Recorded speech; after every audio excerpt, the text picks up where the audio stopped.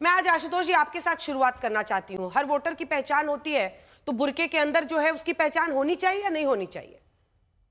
बिल्कुल पहचान होनी चाहिए, क्यों नहीं पहचान होनी चाहिए। तो चुनाव आयोग का फैसला सही है? बिल्कुल सही है। तो समाजवादी पार्टी का विरोध गलत है या कांग्रेस पार्टी का विरोध गलत है? देखिए, राजनीतिक पार्टियों के अपने अपने विरोध होते हैं, उनके अपने अपने राजनीति होती है। मैं उससे मुझे क्या लेना देना। लेकिन चुनाव के अंदर अगर वोटर लिस्ट बनी है तो हर वोटर की पहचान होनी चाहिए, उस वोटर के कि वो वाकई में असली वोटर है, असली वोटर नहीं है, क्या कोई उनकी भेष में कोई दूसरा तो नहीं है। लेकिन जहां तक मेरी अपनी जानकारी है, जब भी कोई वोटर किसी पोलिंग बूथ पर जाता है, वोट करता है, तो वहां पर उसकी पहचान सुनिश्चित की जाती बिल्कुल। है। तो अनुराग और वो भदौरिया जी, सुनिश्चित ठीक है, हाँ, अनुराग भदौरिया जी, उनको भी ऐसा लग रहा है, आपकी भी पहचान होती होगी, मेरी भी होती है। ऐसे में बुरके में कोई बिना पहचान के कैसे वोट डाल सकता है? देखिए देखिए इसमें अंजना जी, आपको चुनाव आयोग के और भारतीय जनता पार्टी के भाव को समझने की जरूरत है। ये जो हमारे यहाँ पर्दा और घूंघट जो प्रथा है, ये महिला सम्मान का, सुरक्षा का, शालीनता का और उनके जो उनकी निजता का मामला है। आप उनके निजता के मामले में इंटरफेयर करना चाहते हैं? नहीं, तो जो महिलाएं बुर्का नहीं पहनती या घूंघट नहीं पहनती है, एक सेकंड गुरुदेव, तो जो महिलाएं बुर्का नहीं पहनती हैं या घूंघट नहीं लेती हैं, एक सेकंड, वो शालीन नहीं है? आपने शालीनता से जोड़ा ना, इसलिए पूछ रही हूँ। आप मुझे बोलने नहीं देंगे, पहले मैं बोलूं फिर आप सवाल पूछ। अरे अभी तो मैंने 10 सेकंड नहीं बोला, मैंने बोला इस देश, इस दुनिया के कुछ समाज में महिलाएं इसको शालीनता, सम्मान, सुरक्षा और निजता का मामला मानती हैं। ऐसा समाज में देखा गया है, क्योंकि हम समाज में, गांव में रहने वाले लोग हैं। आप बताइए कि कौन सी महिला है जो गांव के अंदर में, हमने तो देखा आज भी गांव में हमारे यहाँ चाहे दादी हो, चाहे उनके यहाँ पे काकी हो, अम्मा हो, आज भी पर्दा करके चलती हैं, आज भी पर्दे में घर के बाहर निकलती हैं, घूंघट में निकलती हैं। तो उसको आप क्या कहोगे? वो अपना निजता का मामला मानती है, इसको वो समझती है कि नहीं ये मेरा निजता का मामला है। सवाल उठता है कि भारतीय जनता पार्टी उनके निजता के मामले पे हमला क्यों करना चाहती है? क्या इसके पहले कभी चुनाव आयोग ने ऐसा आदेश पारित किया? क्या इसके पहले चुनाव होते नहीं थे? क्या इसके पहले हमारे घर की महिलाएं क्या वोट नहीं डालती थी? देखिए, सवाल है कि उनकी मंशा है कि समाज के अंदर में किस तरह से, जो समाज में एकता है उसको किस तरह से उनके अंदर में भेदभाव पैदा किया जाए। यह भारतीय जनता पार्टी की राजनीति है और उसमें सहयोग दे रहा है चुनाव आयोग। आप हमारी संस्कृति और सभ्यता पे हमला क्यों कर रहे हो भाई? अरे ये किसी भाई, ये तो आप इसको ऐसे मान लीजिए कि हमारे हिंदुस्तानी समाज की संस्कृति भदौरिया, एक काउंटर क्वेश्चन है भदौरिया जी, मेरा पर्दा और घूंघट। ठीक है, अब एक काउंटर क्वेश्चन पूछ रहा हूं आपसे इजाजत मांग के, परमिशन है? ये जो आप घूंघट को बहुत सारी चीजों से जोड़ रहे हैं कि ये सम्मान से, उनकी सुरक्षा से, उनकी शालीनता से जुड़ा हुआ है, तो एक तो ऐसी महिलाएं जो घूंघट नहीं लेती हैं, बुर्का नहीं पहनती हैं, वो ऐसा नहीं कि वो शालीन नहीं है, पहली बात। दूसरी बात, भाई ये शालीनता या ये बुर्का, ये पर्देदारी तब तो नहीं की जाती, आधार कार्ड बनवाना है, चेहरा दिखाना पड़ेगा। आपको पासपोर्ट में चेकिंग करानी होगी, आपको चेहरा तो दिखाना ही पड़ेगा। हर जगह पर आपको चेहरा तो दिखाना ही पड़ता है। सिर्फ वोटिंग के वक्त ही ये क्यों प्रिविलेज दी जाए? क्योंकि पासपोर्ट, अगर आपको हज के लिए जाना है, वहां पर भी चेहरा दिखाना पड़ता है, बुर्का हटा के। देखिए अंजना जी, इसके पे आपने बार बार उसको जोर मार रहे हैं आप, सम्मान, शालीनता, सभ्यता। अरे कुछ महिलाएं इसको मानती हैं, तो आप इसको कैसे यहाँ पे डिनाई कर सकते हैं? सबका अपना अपना तौर तरीका है। ठीक है। कुछ महिलाओं का तौर, हमारी अम्मा पर्दा करके चलती हैं, वो इसको शालीनता, सभ्यता और सम्मान का हिस्सा मानती हैं, सुरक्षा का हिस्सा मानती हैं। वो उनकी सोच है, तो उनकी सोच को हम कैसे बदल सकते हैं? जरा आप बता दीजिए। नहीं, आपको सोच बदलने के लिए तो पूछा ही नहीं मैंने। सवाल से भागिए मत, सवाल से भागिए मत। वो सिर्फ सवाल का शुरुआती हिस्सा था। सवाल ये, हाँ, सवाल पे आ रहा हूं। आधार कार्ड, जब आप आधार कार्ड में जाते हैं फोटो खिंचवाने के लिए, तो क्या आपने देखा कि आधार कार्ड में बिना चेहरे के फोटो खिंचवाई जाती है? कभी आपने देखा क्या? चेहरे से फोटो खिंचवाते हैं ना। वोटर में पहले भी वोटिंग होती थी, जब वोट डालने जाते थे तो उनको एक तरह, सुन लीजिए ना, एक तरह से उनका आई कार्ड और उनको एक सम्मान पूर्वक उनकी जांच होती थी ना। अचानक ये लाइन चुनाव आयोग को ऐड करने की क्या जरूरत पड़ गई कि घूंघट में पर्दे में आएंगे तो आपको चेक किया जाएगा? भाई अचानक ऐसा क्या आ गया? क्या हम पे अविश्वास खत्म हो गया? हिंदुस्तानी महिलाओं पे जो घूंघट में रहती हैं, उस पे क्या इस समाज में या भारतीय जनता पार्टी के और जो चुनाव आयोग के उन पे भरोसा उठ गया है? उन पे विश्वास नहीं रहा है? कि घूंघट में जो आएगा वो गलत हो सकता है? ऐसा ऐसा अविश्वास पैदा क्यों करने, ऐसा अविश्वास पैदा क्यों हो रहा है? सवाल ये है, हमारे देश के अंदर में हमारी महिलाओं पर अविश्वास पैदा करने की आपने सवाल को डिफ्लेक्ट कर दिया, लेकिन मैंने आपको बहुत लंबा वक्त दिया था। मुझे उम्मीद भी नहीं थी कि आप इस सवाल का जवाब देंगे, क्योंकि बहुत डायरेक्ट सवाल है। हज के लिए चेहरा दिखाते हैं, आधार कार्ड के लिए दिखाते हैं, जो भी राशन कार्ड बनना हो सबके लिए चेहरा दिखाना ही पड़ता है। तो फिर वोटिंग के समय में बुर्के में जो लोग ये कहते हैं हम चेहरा नहीं दिखाएंगे, उनकी जांच, और वो भी आंगनबाड़ी महिलाओं को वहां पर रखा जा रहा है, काम करने वाली आंगनबाड़ी दीदियों को।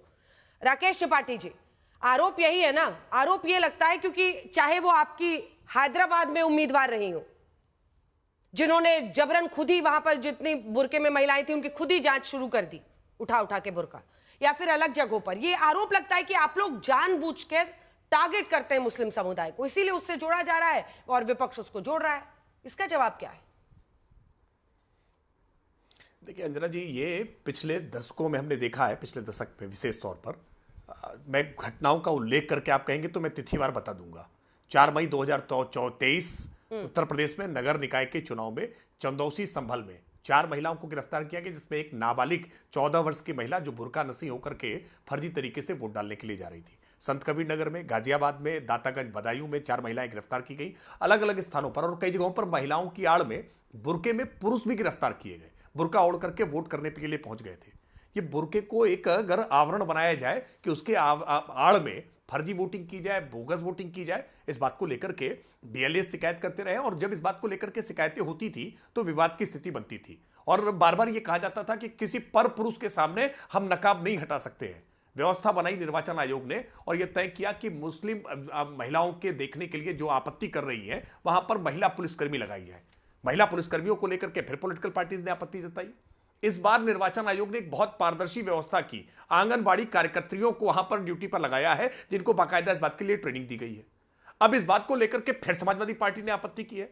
समाजवादी पार्टी की आपत्ति का वास्तविक सत्ता से कोई सरोकार नहीं है, क्योंकि ये बिहार में चुनाव लड़ भी नहीं रहे, इनकी हैसियत भी नहीं है, इनकी क्षमता भी नहीं है। ये केवल इस बुर्के को एक मौके के तौर पर देख रहे हैं कि कैसे अपने आप को सबसे बड़ी मुस्लिम परस्त पार्टी होने का दावा कर ले, कैसे कांग्रेस पार्टी से अपने आप को 20 साबित करे कि हम उससे 19 नहीं, हम 20 हैं, मुस्लिमों के सबसे बड़े रहनुमा हम हैं। इनका बुर्के में कोई नारी गरिमा, नारी सम्मान से कोई सरोकार नहीं है। ये 3 तलाक के मुद्दे पर खड़े होते, ये मुस्लिम महिलाओं के अधिकार के मसले पर खड़े होते, ये मुस्लिम महिलाओं के किसी मुद्दे पर बोलते हुए कभी आपने देखा हो किसी कांग्रेसी को, किसी सफाई को? ये साहबानों के पक्ष में वकालत करने वाले, साहबानों का अधिकार छिन जाए इसके पक्ष में वकालत करने वाले लोग हैं। इनका मुस्लिम महिलाओं के अधिकार से मतलब नहीं है, केवल उसके आड़ में फर्जीवाड़ा करना और कैसे स्थापित करना कि इस देश में मुस्लिमों पर अत्याचार हो रहा है, मुस्लिमों के सबसे बड़े रहनुमा हम हैं। एक तर्क नहीं बता सकते अनुराग भदौरिया कि क्यों मुस्लिम महिला का चेहरा नहीं देखा जाना चाहिए, क्यों बुर्के की आड़ में रुक जाइए अनुराग जी, बहुत 3 लोग और इंतजार कर रहे हैं। आलोक जी, जल्दी से आपका एक रिस्पॉन्स इस पर,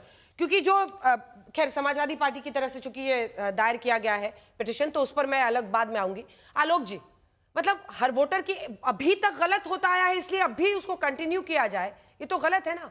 क्योंकि वो कहते हैं कि हम पराये व्यक्ति को नहीं दिखाएंगे, आदमी को, तो ऐसे में वहां पर आंगनबाड़ी दीदियों का इंतजाम किया जा रहा है, इसमें क्या दिक्कत है? सबकी पहचान तो होनी ही चाहिए, हर जगह करनी पड़ती है, हर सरकारी काम में।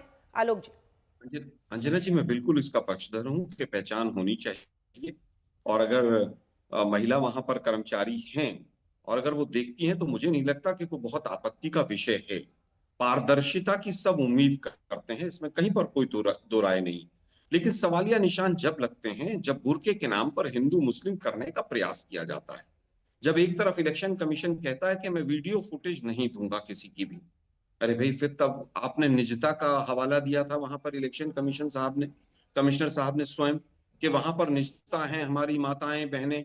अब एक तरफ फिर आप ये चीज करना चाहते हैं, तब जाके कॉन्ट्रडिक्शन भी नजर आता है। लेकिन फिर भी मैं इस चीज का पक्षधर हूं कि पारदर्शिता होनी चाहिए, और अगर ऐसी पारदर्शिता नहीं होगी तो फिर फोटो आईडी कार्ड का, जिसमें फोटो शब्द पहले आईडी कार्ड से, उसका महत्व समाप्त हो जाएगा। समाजवादी पार्टी के अपने तर्क हो सकते हैं, मुस्लिम समुदाय के अपने तर्क हो सकते हैं, लेकिन भारतीय लोकतंत्र के हिसाब से जो मैं व्यक्तिगत तौर पर मानता हूं वो ये है कि पारदर्शिता होनी चाहिए। आलोक जी, आजकल आप व्यक्तिगत तौर पे बहुत कुछ कह रहे हैं, पता नहीं पार्टी वाले क्या कहेंगे, क्योंकि पार्टी की आपकी हमने बाइट लगाई, वो तो सुरेंद्र राजपूत जी कह रहे हैं कि उसको तुरंत वापस लेना चाहिए चुनाव आयोग को। मुझे लगता है अनुराग जी को डिफेंड करने देते हैं, क्योंकि आप भी मानते हैं, क्योंकि एक सामान्य मतलब विवेक है कि सब हर कोई हर जगह चेहरा दिखाता है, कोई भी बड़ा से बड़ा आदमी भी जो इसकी हर रोज फोटो छपती हो, अनुराग भदौरिया जी छोटा सा बोलिएगा, उसके बाद से मैं आशुतोष जी, कोई भी हो व्यक्ति, आपको फोटो आइडेंटिटी कार्ड, फिर वो कहते हैं चश्मा उतारिए, चेहरा दिखाइए, अगर किसी ने डार्क ग्लासेस पहने हो, टोपी पहनी हो, कुछ भी पहना हो, हटवाते हैं, सबका हटाकर आपके चेहरे की पहचान होती है भदौरिया जी। ठीक है आलोक जी, 2 लाइन। अंजना जी देखिए, मुझे लगता है कि ये सवाल उठना या विवाद उठना, उसके पीछे एक पूरा एक हिस्ट्री हो गई है कि देश के प्रधानमंत्री लोकसभा के चुनाव में कहें कि ज्यादा बच्चे वाले, मुजरे वाले मंगलसूत्र छीन ले जाएंगे।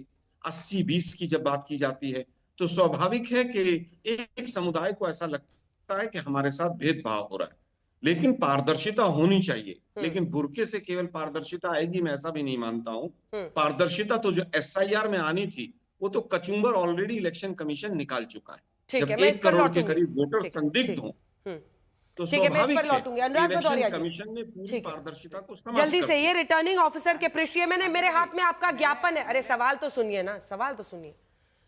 समाजवादी पार्टी उत्तर प्रदेश के ज्ञापन में लिखा हुआ है कि हैंडबुक फॉर रिटर्निंग ऑफिसर के पृष्ठ 143 के paragraph 13.6.9 process of identification of voter by polling officer में मतदान के दिन मतदान अधिकारी को मतदाता की आईडी, मतदाता पहचान पत्र की जांच करने का अधिकार दिया गया है। सिर्फ आईडी देखने का अधिकार दिया गया, ये आपने लिखा है, जबकि मेरे हाथ में तो पूरा मैनुअल है। इसमें साफ साफ लिखा हुआ है process of identification of voter by polling officer.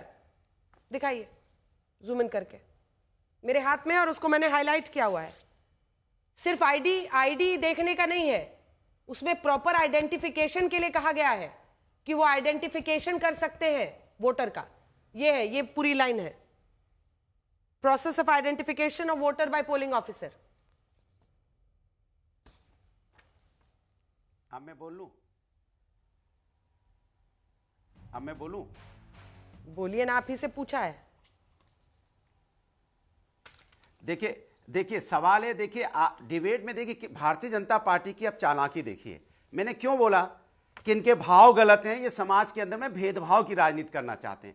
बार बार देखिए बीजेपी के प्रवक्ता बुर्का शब्द का तो इस्तेमाल कर रहे हैं, अच्छी बात है। घूंघट का नाम लेने में क्यों डरते हैं? पर्दा प्रथा बोलने में क्यों डर रहे हैं आप? क्या घूंघट हमारी हिंदू महिलाएं नहीं करती क्या समाज के अंदर में? क्या हमारे घरों में वहां पे घूंघट नहीं चलता क्या? आप इस पे बोलने में क्यों डर रहे हैं कि घूंघट भी उसको ऐड क्यों नहीं किया कि भाई बुर्का के साथ घूंघट में भी जो महिलाएं आएंगी उसके? देखिए सवाल है, भारतीय जनता पार्टी समाज के अंदर में कैसी राजनीति को जन्म देना चाहती है? बार बार मुसलमान शब्दों का इस्तेमाल करेगी, एक विशेष समुदाय के शब्दों का इस्तेमाल करेगी। अरे हिंदू समुदाय में भी तो घूंघट है, क्या नहीं है? बता दीजिए आप। हमारे गांव में तो महिलाएं करती हैं घूंघट। और राकेश त्रिपाठी जी, मैं चैलेंज के साथ कहता हूं, आपके घर में आपकी दादी और अम्मा भी करती हैं घूंघट। अनुराग जी को दिखाइए एक सेकंड। अरे अनुराग जी, अनुराग जी एक सेकंड। अनुराग जी, मुझे तो लग रहा है आप अपनी पार्टी से ये सवाल पूछ रहे हैं, क्योंकि आपके ज्ञापन में एक जगह भी घूंघट शब्द का इस्तेमाल नहीं है साहब। पढ़ के सुनाती हूं, गौर फरमाइएगा मिस्टर भदौरिया, गौर फरमाइएगा। मतदाताओं की पहचान आंगनवाड़ी सेविकाओं से कराए जाने और जांच के बाद ही बुर्के वाली महिला मतदाता को मतदान करने संबंधित नए निर्देश वापस लिए जाएं, जिसमें देश में पारदर्शी, स्वतंत्र, भयमुक्त, निष्पक्ष चुनाव संपन्न हो सके। तो बुर्का ही बुर्का लिखा है आपके ज्ञापन में पार्टी के, हैं?